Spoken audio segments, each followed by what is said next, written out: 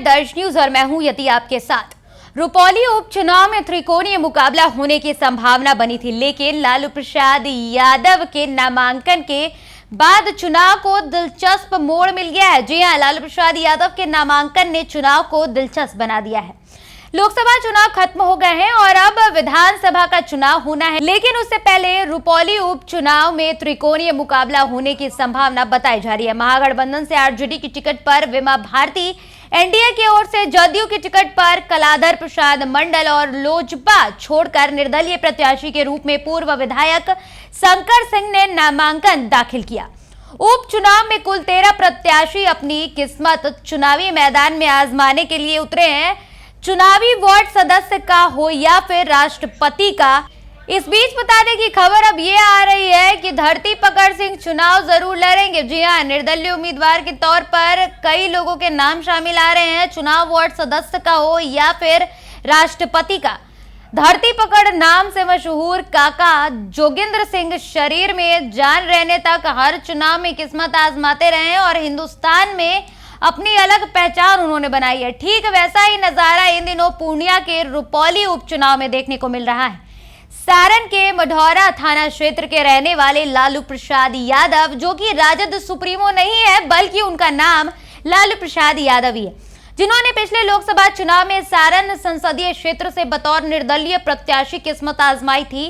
करारी हार के बावजूद उनका हौसला नहीं टूटा है और जैसे ही रुपौली उपचुनाव की जिक्र हुई है, उन्हें जैसे ही जानकारी मिली है, धड़धड़ाते नामांकन के लिए रुपौली पहुंच गए और बतौर निर्दलीय प्रत्याशी अपना नामांकन दाखिल कर दिया है। सारण वाले लालू प्रसाद यादव अपनी भविष्य की योजना पर ये बात करते हैं और बताते हैं कि लालू प्रसाद यादव जो नाम है उनका, वो ये जिक्र करते हैं अपनी बातों में और ये एग्जाम्पल देते हैं राहुल गांधी को लेकर कि अगर राहुल गांधी केरल के वायनाड सीट छोड़ते हैं और फिर चुनाव होता है, वायनाड की जनता से भी आशीर्वाद मांगते हैं और वो जीत जाते हैं, तो मैं क्यों नहीं कर सकता हूं। लालू प्रसाद यादव चुनाव लड़ने को संवैधानिक हक बताते हुए सफलता मिलने तक हार चुनाव लड़ने की बात कहते हैं।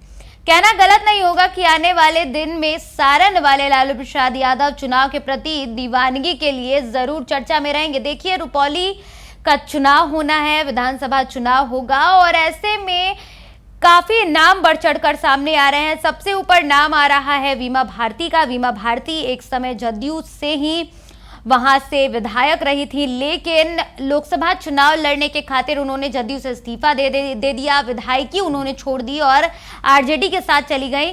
और भले ही वो पूर्णिया से हार गई हो, अच्छी खासी वोटों से उनको हार मिली, लेकिन अब विधानसभा रुपौली में जो चुनाव होना है उसे लेकर काफी ज्यादा बढ़ चढ़कर सामने आ रही हैं विमा भारती और ऐसे में पप्पू यादव का भी नाम सामने आ रहा है और तमाम निर्दलीय प्रत्याशियों का भी नाम सामने आ रहा है, जिसमें लालू प्रसाद यादव का भी नाम बढ़ चढ़ कर आ गया। अब ये देखना काफी दिलचस्प होगा कि जिस प्रकार से लालू प्रसाद यादव ने सारण लोकसभा सीट से नामांकन दाखिल किया था निर्दलीय उम्मीदवार के तौर पर, तो अब रुपौली विधानसभा क्षेत्र से उन्होंने जो नामांकन दाखिल किया है, इसके बाद भी वो जीत हासिल करते हैं या फिर उन्हें मुंह की खानी पड़ती है। दर्श न्यूज पर फिलहाल के लिए इतना ही। देश दुनिया और बिहार झारखंड की तमाम खबरों को देखते रहने के लिए बने रहें दर्श न्यूज के साथ। धन्यवाद।